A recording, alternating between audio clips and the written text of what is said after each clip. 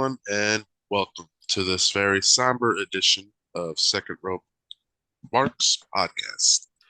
I am your host, Allan Awesome, joined always by Rick Othen. Rick, good evening. Good evening, good morning to you. Friday morning, recording this in Albany, New York, and Friday evening here in New South Wales in Australia. We Um, have a lot to talk about because the past we do. few days in wrestling has been a somber one. Literally Wednesday afternoon, evening-ish, it was reported that the legendary WWE Hall of Famer Terry Funk has passed away. Then the big shocker last night was Windham Rotunda, aka Bray Wyatt, shockingly passed away, and it's a lot. A lot. We definitely don't mean any disrespect. Nope. One death isn't more tragic than the other. That's definitely not what we mean by any case. Terry Funk was 79 years old, and he was living with dementia. He'd been ill for a while. It was still a shock, obviously, because it wasn't. He never got the news that he was going downhill. But yeah, 79 years old. He's had a what we classify over here as a pretty good innings. It's not too bad. Nearly 80 years old. But yeah, Bray Wyatt, Windham Rotunda, 36 years old. He's our age. Our age. And that's why I think that's why it's hitting a little too hard, because it's like, shit, yeah, that's our age. It come out that he had heart issues in February after his match, the dark match, the pitch black match. And so obviously he was out injured or ill, and then he contracted COVID by all accounts, which exasperated the situation. Yeah. And then I think it was reported that he was in the works for a comeback, and actually got cleared to wrestle 2 weeks ago. And then he's had a heart attack, which makes it even more shocking, the fact that if the reports are true and he did get cleared, what the fuck would have happened if he got in the ring? Right? We could have probably could have had another Owen situation where he's just like. But it's pretty crazy. COVID is still around. It's not a joke. I got it last year. It was a mess. It sucked. Yeah. And it's, we don't want to dwell on the negatives too much. Like we've got a lot to talk about. This is going to be our AEW All In preview show, but we want to touch on and remember the great Terry Funk and the incredibly creative Bray Wyatt, Windham Rotunda, and hopefully share some good memories and things like that, because I think if we dwell on it, I'm honest to God, I'm going to break down, because it's just like when Brody Lee died. It's like when Eddie Guerrero died. It's not good. No. So yeah, I want to remember the good times. I do too, and I guess I can get right into it. My first memory of Terry Funk, before I rewatched all of Terry Funk's stuff, was I first saw Terry Funk get put into a dumpster with Mick Foley on a Raw before WrestleMania 14, and legit get thrown off the stage by the New Age Outlaws, Billy Gunn and Road Dogg. And as a kid at that time, 98, I don't know, I want to say I was probably 10, 11-ish. I can't really do the math right now. But I remember going up to my parents and be like, you gotta see what the fuck just happened to Terry Funk and Mick Foley. I was like, these guys are dead. I just saw two people die on TV. Didn't know that it was a gimmick, but that was my first memory. And then they ended up winning the dumpster match at WrestleMania 14. Yeah. I believe that was my pretty much first encounter with him. Obviously, he turned up as Chainsaw Charlie, and then was in the Royal Rumble for a bit. He opened up with Cactus Jack. And then obviously, as you do, you go back and you look at a few things, especially as you get older with the introduction of what was the network, and now it's on Peacock for you. It's on Binge for us. You get to relive all these awesome moments. And one thing that I've actually have relived, and it's right here in Mick Foley's autobiography. And it is a promo from his ECW days against Mick Foley. Hang on, can we pause? Yeah. Yeah, like the network, and you've got Peacock and Binge. We can go back and have a look at all the different moments. But what we can also do, and I've got it right here in Mick Foley's very first autobiography. Have a nice day, a tale of blood and sweat socks. Go to your local dollar store to get it now. There was a legendary promo from Terry Funk in ECW on Mick Foley. This was back when Mick Foley was doing his anti-hardcore gimmick, and it still tickles me every time. So the crux of the story is Mick Foley is getting counted out against Terry Funk and doesn't want to wrestle him because he doesn't want to get hurt. All right? Yeah. Terry bellowed, "You're a goddamn coward, you son of a bitch." I remained in the back.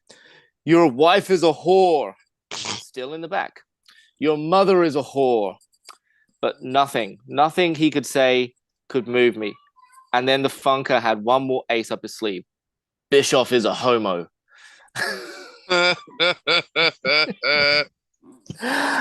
And it works so well just because Cactus Jack was determined to try and get back into WCW, and he loved Eric Bischoff. And that was the catalyst that caused Cactus Jack to go back down to the ring to fight in the name of Eric Bischoff. Not his wife, who's been called a whore, not his mother that's been called a whore, but because Eric Bischoff got called a homo. And that, to me, and I've seen that promo as well from the old ECW days, and it's brilliant. It's great. It's so funny. It is. Terry Funk was the man. And then He you got was. that ECW where everybody's throwing the fucking chairs in there. Oh, yeah. And his infamous Forever promo. So good. Oh, yeah. Yeah. He was middle-aged and crazy. You know? Really was. He had more starts than Farlap, which was a famous racehorse over here. He just kept going. He was like the Energizer Bunny. It just keeps going and going and going. Yeah, and then last night I was just like, you know what? I think I need to watch some like Bray Wyatt stuff. So I watched his debut against Kane, the Wyatt family debut against Kane. I watched the match with him against John Cena, WrestleMania 30, the Legacy match, one of the greatest video packages ever. Eminem's Legacy is playing in it. It's so good. Then I decided to watch 3 years ago. I can't believe this is 3 years ago now. The Firefly Funhouse match between John Cena and Bray. Yeah. And, you know, I gave it a lot of shit when it first came out, but, like, it was pretty fun. It's still pretty fun. It had to be done that way, I think. Yeah. You know, that was at the very start of the pandemic. There was WrestleMania in front of nobody, an empty performance center.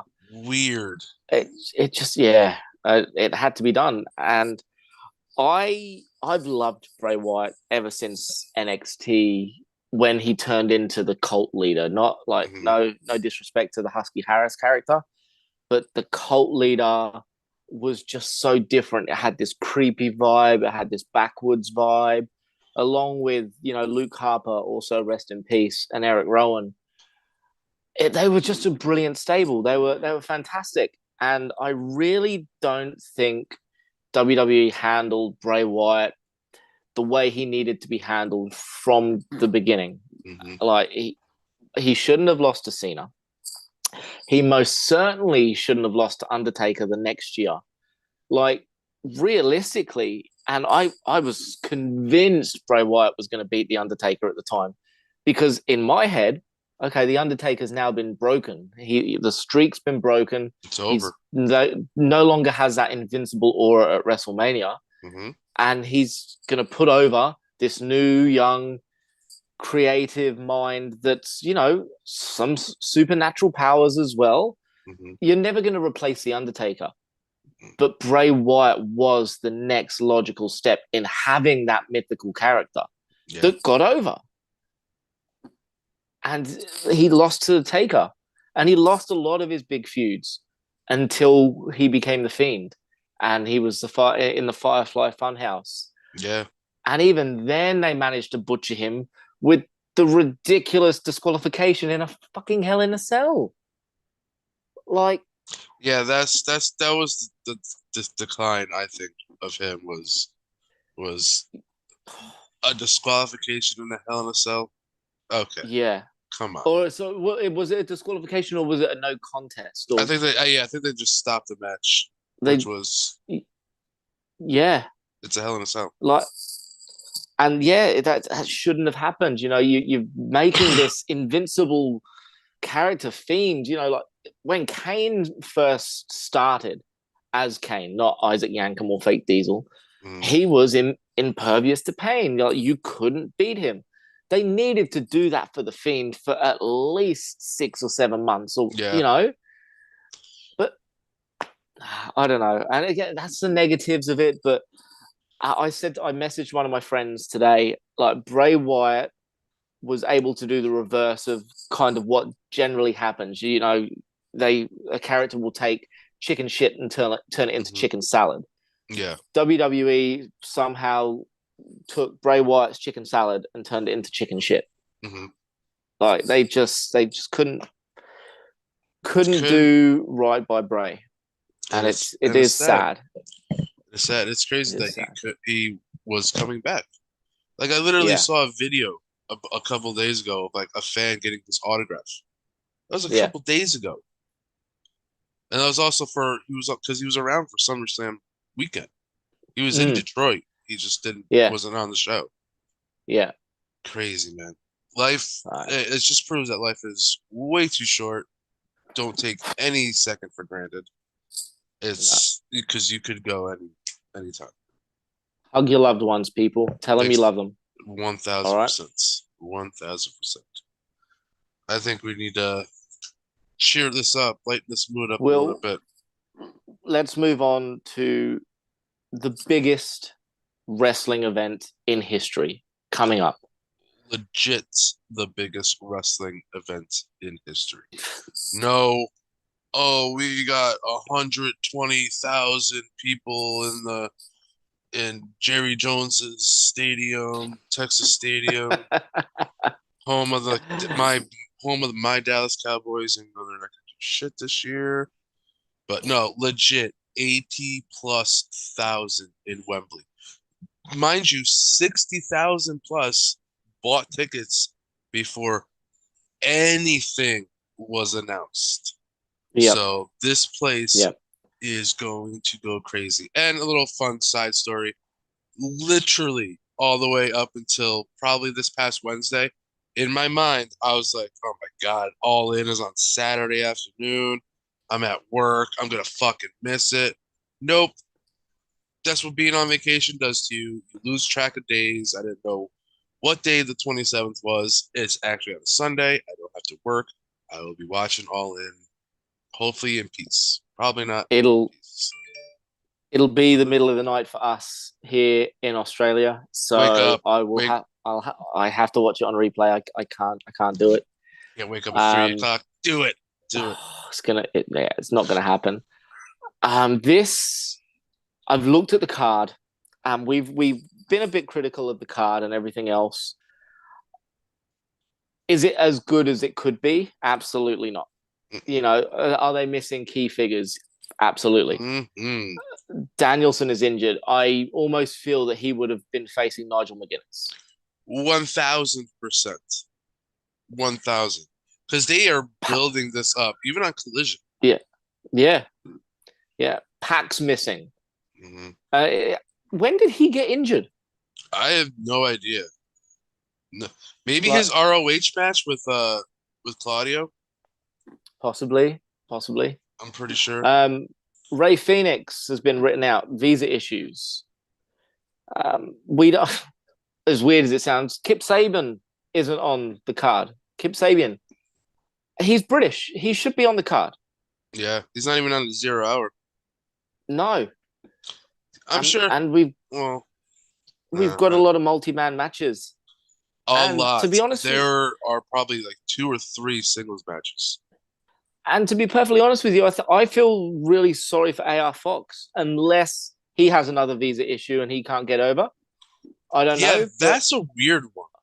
I'd much rather see AR Fox compete than Christian Cage. And that's no disrespect to Christian Cage, but he can't go like he used to. I And have a AR theory. Fox is fucking nuts. Mm-hmm. Your theory? Well, who just had their last match in WWE this past Friday? Last Friday. Edge? No. You reckon? I don't think All In. It would be crazy if he did, but I'm thinking All Out. His contract is officially up in September. It is up, and he didn't sign the new contract. He's come out on his Instagram and said, like this was the perfect way for him to go out. Like he done it in Toronto, and like he goes, how can you top that? I mean, and again, no disrespect to Sheamus, who's probably been on the run of his entire career the last year or so. But like, is that worthy of Edge's last match? Nope. I think Edge wants Christian FTR. Cage. No, he wants FTR. No, he wants FTR. He wants his last match to be with his buddies, Dak and Cash. So we might get a reunion of Edge and Christian versus FTR. So he's friends with FTR, is he? Oh yeah, big time. Edge. FTR was training Edge for his return for the Royal Rumble. Okay. Well, there you go. Big yeah, time. well, that would make sense. Loves Edge and FTR. Christian versus FTR. Yeah, okay. It could happen. I would have thought that he would always end his career in WWE, but you'd think, yeah, but nope. There is strong rumors, and I saw his video.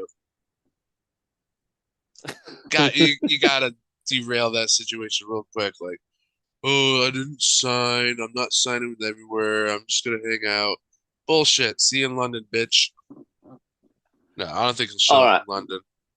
Let's run down this card. Yeah, let's start with 0 hour because spoiler alert if you haven't watched Collision, because Collision's not on yet, but it was rumored that, or it was shown that there is a new match that was added. I guess it's going to be on 0 hour. It will be Jack Perry defending the FTW Championship against Hook. Hook, yep, okay. Then we got even Hook gets a bloody starting berth in bloody Wembley. Yeah, yep. Obviously, I don't know who I'd pick for that, but I think I'd go with Jack Perry. Just keep this asshole persona of his going. All right, so we also got the Ring of Honor World Tag Team Championships Aussie Open versus MJF and Adam Cole. Building up more of the story. Who turns on who? Not right now. You don't think? Not 100%. Not during this match, no. Nope. Yes. No. I think they win. They got to bring it up. They got to build this up more. This is your biggest storyline.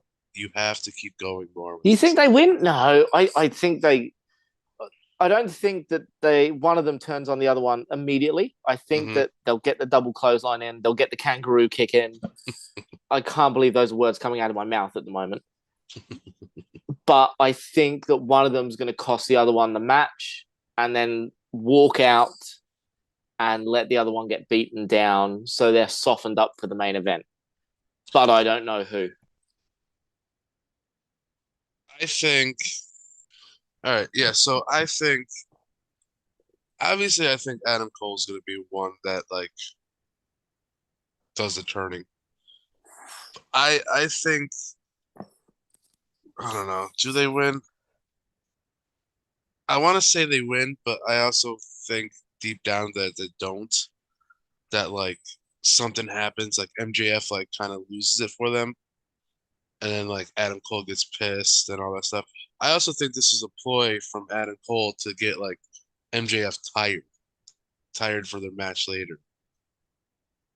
Maybe. Like, But what and MJF is the one that wanted the warm up? no, I think it was Cole. Was it Cole? I think I No, think it was. I think it was Cole that was like, "Hey, I can't remember. let's have a let's have a warm up match and then face the tag team champions." I don't know. I got a Something's horrible gonna feeling happen. AEW may have painted themselves into a little bit of a corner Hmm. because MJF is the natural scumbag. He's our scumbag. He's, always going to take the shortcut. That's MJF. But what if that isn't MJF? And what if Adam Cole is the real scumbag?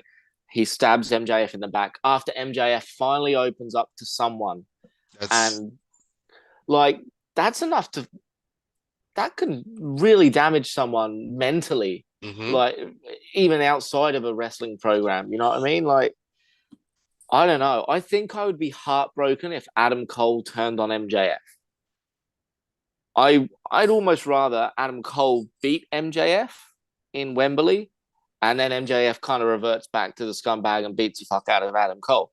all out. But that's not going to happen because MJF is going to retain, and then he's going to be on a collision course with another person, which we will talk about soon in this show Yes. Yes. when we get to that match. Then we get to. I'm just going up the list of the card that I see on this website. I don't know if this will be the first match. It might be the first match. Might as well get it over with. But it is the Stadium Stampede match, which was changed. As mentioned earlier, Ray Phoenix with the visa issues. Makes me wonder who the sixth person would have been for each team, because I'm pretty sure two out of the three mystery partners for the BCC was going to be Proud and Powerful with Yeah, Santana Ortiz. Just who was going to be they, that last person. they've given Santana his first name, Yeah, he's Mike Santana. ripped. Yeah, That year, he changed a lot in that year. this would be a good match. Yes. BCC and that are going over. Like, there's just no ifs, ands, or buts about it.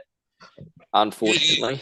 Yeah, so it's Blackpool Combat Club, Moxley, Claudio, Wheeler, Santana Ortiz versus Best Friends and Orange Cassidy, Penta El Zero Miedo, and Eddie Kingston. I also zero fear. So I think I'm so happy Best Friends are getting this stage. 80,000 people and the best. And you've got to give the people what they want. And the big hug in front of 80,000, it's going to be awesome. yep.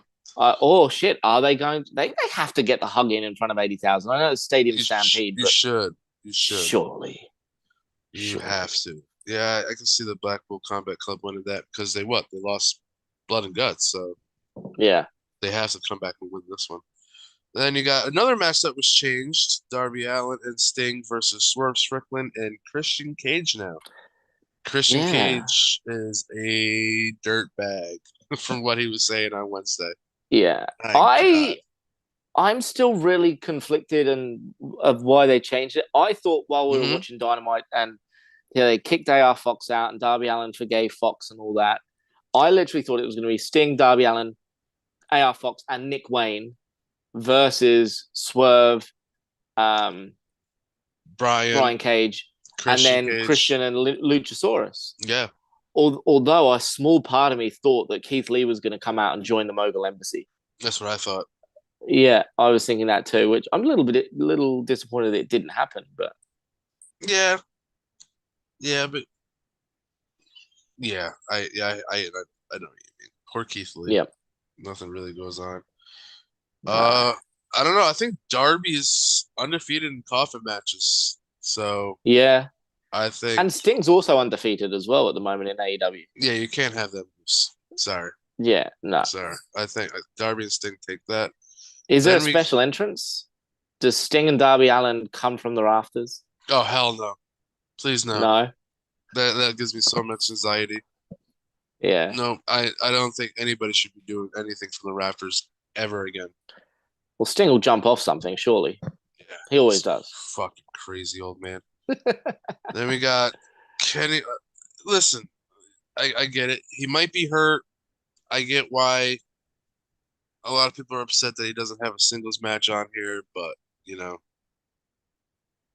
it's Kenny Omega. He's on the show regardless. Yeah.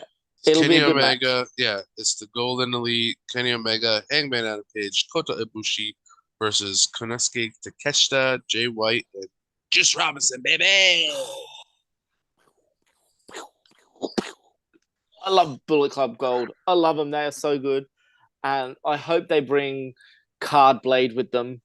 Like the Jay White cutout. It's hilarious. It's Oh yeah, brilliant. I The I one thing the one thing I hope from this match is I hope Kota Ibushi comes in shape because he mm, looked a little bit out of shape for the Blood and Guts match. mm-hmm. And he did, I think he did comment at the end, like the shoes that he was wearing, like the thumbtacks in the glass went through his shoes, which really hampered his movement. So I'm hoping that because Kota Ibushi is phenomenal. He's Mm-hmm. one of the best wrestlers of all time. And especially in strong style Japanese wrestling, he is an absolute monster. Mm-hmm. I just really wasn't impressed with him at Blood and Guts. So I'm hoping he can kind of redeem himself and he comes in as the killer that we all know he is. Yeah, I I I'm gonna go with Jay White, Juice Robinson, Takeshita, because this is obviously setting up a singles match between Kenny and Takeshita, And Jay. probably at All Oh Out. yeah. Yeah, maybe. Yeah, Actually, all out's 2 weeks after as well. It's nuts. one 1 week. 1 week. Jesus Christ. How are They they have, even gonna build the card? as I know, they only have two matches on so far. Miro versus Powerhouse Hobbs and Darby versus Luchasaurus slash Christian for the TNT I'm title. so glad Miro's back. I'm so Yeah, glad he's back. Please use it. Please use him right. AEW, for the love of God. and we're back to another match, which at first I was like, why is it these two? Why is he facing him at? But this past Wednesday with that contract signing, I am like, okay, Yeah, I'm all in for this match. I'm sold on it. Yeah. And that is Will Ospreay versus Chris Jericho. Egotistical, Uh, egomaniac Chris Jericho, who will be singing his way down to the ring. do you reckon he'll sing his way to the ring, or do you reckon they'll do the performance prior to his match and then he'll come out for his match later? No, I think he's singing his way down there. I think it's Okay, gonna be like but Fozzy's gonna be on the stage and you are beautiful only, and then he just walks down with it and just hands yeah, the mic off and goes. Chris Jericho is going to have to be at his absolute best to keep up with Ospreay. Mm-hmm. Ospreay's almost going to have to drop it down a couple of gears just because he's phenomenal. And Chris Jericho's 52 now, Mm-hmm. 51, 52. He's one of those. Like Ospreay's 30 years old. And he's a Insane. weapon. He is a weapon. He has built himself into this heavyweight now from a junior heavyweight. And he still can fly around and everything he does looks like it hurts. And Ospreay needs to win this. Number one, it's in England, and AEW is no WWE. They don't make their hometown heroes lose constantly. Mm-hmm. It's just like with the women's match as well. We'll get into briefly, but I think Ospreay has to win this match, and there can't be any shenanigans. Like keep Don Callis out of it, keep Sammy Guevara out of it. Like just no. You know it's gonna happen, but they're gonna get involved, but still. Yeah. I agree. Osprey needs to go over. Well, you brought up the women's match, so is Hikaru Shida defending the AEW Women's World Championship against Toni Storm, Saraya, however you say it, Soraya. and Dr. Britt Baker, DMD. I think Saraya walks out of this. as champion. I think Sheeta wins. I'm going with Saraya. And it contradicts what I said about the hometown, the British wrestlers getting the win, strictly because Saraya is still part-time. Like, she's not, because of her neck, she isn't wrestling full-time all the time. And it's great that she's in this multi-person matchup. It'll protect her a little bit, hopefully. And I don't know what type of reaction Saraya's gonna get. Like, she's still got a lot of hate from the internet wrestling community, the IWC, just for like her past behaviors and things like that. And it's like, I think she's phenomenal. I've always loved Saraya. I think she's brilliant. I just think that Hikaru Shida deserves to have the spotlight with fans. You know, she carried the company through the pandemic. I think she deserves to have this with the fans.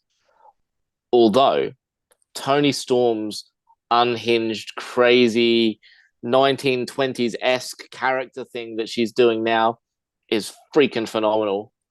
And I'm really invested in it. I think it's great. I'm making a bold prediction. I say Saraya wins and is being confronted by another women wrestler who will have a match with her at All Outs, and then that person will win, setting up Shida versus this person at probably Full Gear. And that person is Monet. Is she cleared? I don't know. And like, that stadium will erupt if Mercedes Monet comes out. But yeah. I don't know if she's recovered from her broken ankle. It's been a while, so true. Like, yeah, I don't know. It's been a while since she broke her ankle. She could be cleared, and she doesn't have to do anything. Just like hobble her ass out there and be like, "See you at." She could even get driven down, so she wouldn't even have to walk, and just kind of come up from the roof of the limousine or something. Like, see you at All Out. Paige. Bitch. Then we got the AEW Real World Championship. CM Punk versus Mojo. It's going to be good. If he doesn't come out to Misery Cantera, it's what is this all for? Can he get to the ring in time when the song finishes? You know what I mean? Like, it's a short song and it'll be a long ass entrance rap. See, yeah, that's the thing. We don't even know what the entrance rap looks like. They are starting to put it together now, so that's gonna be quite sick to see how their entrance rap is. You got to go with Punk. CM Punk wins it, and it sets up a showdown with MJF for the world champion, with Punk putting MJF over in Chicago. I don't think it happens then. You don't think it happens all out? You can't have. That would be the first time AEW has a pay-per-view without the world title on the line. I think. Okay. Well, like I said, I guess this is kind of going to the main event too. I think Adam Cole wins. He turns on MJF. He wins the title. Faces MJF at All Out. MJF beats Adam Cole again. Then at Full Gear, you have MJF versus CM Punk for the Real World Championship. Yeah. Also, there is rumor that hasn't been officially announced yet, but Full Gear in November is taking place in LA. Ooh. There's a forum. So, yeah. If there is ever a time to get these ass clowns in a room together to figure out their shit for Full Gear, that would be the match. Elite, FTR, CM Punk. That should be it. But like I said, I guess we can just go to the main event. I think Adam Cole beats MJF. Then MJF takes it back at All Out. And then is confronted by the real world champion, CM Punk. CM Punk is obviously going to win this match. It's a big stage for Punk to see if he can still go. Yes. Like he's injury prone now. He's done his tricep or his bicep, and he's done his ankle. Like he's missed 9 months of action. Mm-hmm. He's older. He's mid-40s now. See, Samoa Joe is also in his early to mid-40s. Like, is it going to be sloppy? They're not going to recreate what they had in Ring of Honor back in 2004, No. 2003, 4, one of the two. It's not going to happen. They're both older. Are they wiser? I don't know. All I know is Punk's going to win against Samoa Joe, and it can't be. He can't beat him with the GTS. Like that was a sloppy GTS when he was in that horrendous gold fucking leotard. And he can't beat him by a roll up again. So I don't know, but Punk wins. That was an homage to Edge. Mm. That gold suit, Los Conquistadores. And I don't know if you remember this, but the Los Conquistadors beat the Hardy Boys for the WWE Tag Team Championships right here in Albany, New York. Sorry. There you go. God damn it. You got it in too. You got it in. Told you. Everything happens in Albany. So, like I said, I think Adam Cole beats MJF. But then we got FTR versus the Young Bucks. FTR's got to go over. I want the Bucks to go over. I know. It's so bad saying that. It's not even so bad saying that. I love FTR. But I just, like, the Elite lose a lot more than they win, considering their EVPs. And I think it's especially, this needs to be I can't even talk. This needs to be the reward for Nick and Matt Jackson for all their hard work in helping create All Elite Wrestling. Like it's all in part 2. You can't do 10,000 as an indie promotion. Watch us. Boom. 10,000 in Chicago. 4-5 years later, you can't do a stadium show. Boom. 80,000+. The Bucks have to take this. I think they are due, and they need to be rewarded with such. Yeah. This is a toss-up for me. I don't know. I think I'm going FTR still. I think I'm going FTR. So you can still have tag teams. Is it an FTR style tag match where they tag a lot of the time?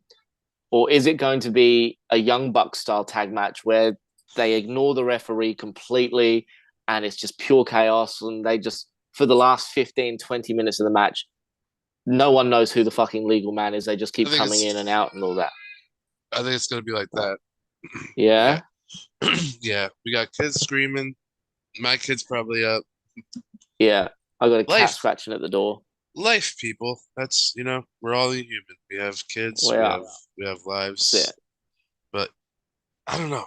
I think FTR, because you got to keep this CMFTR with all the titles on them in case you do the Elite versus whatever. But and what are your predictions for the MJF Adam Cole? Because I've already given mine. I don't know. I think MJF has to go over to keep the potential feud with Punk going. I think MJF has to go over. But I don't know how he goes over. Yeah, it's crazy. It's going to be, you know what? Now that we've run it down and we've talked about it, I'm more hyped about it. Yeah. Even when AEW has given us quote unquote substandard cards, they've always been really good. They've always been great, excellent matches. I overheard on another podcast, and I agree with them immensely, was AEW has a tendency to build up pay-per-views very quickly, and you don't think it's going to be a good pay-per-view, but then it just produces. Delivers, doesn't it? Let's wrap this up. Yeah. Because I got to go and deal with a few things. Unfortunately, I can't. It's been a great episode, and we've talked about the tragedies, and we've talked about All In. Mm-hmm. And I hate to cut it short, but I've got to go and deal with something. We've got our handles at the bottom. Yep. Here's at Biggie Falls. Rick 86. Othen to the swoo. Second rope Second marks. rope. We're Follow all there. us. Follow us everywhere. YouTube, Yeah. X, Twitter, all that fun stuff. Rick? Like, support, subscribe. Help us out, people. Hug your loved ones. Tell them you love them. And enjoy All In. Happy Enjoy wrestling, All In. everyone. Everybody love everybody. It's great. That's it. See you guys later. Have a good one, guys. Bye.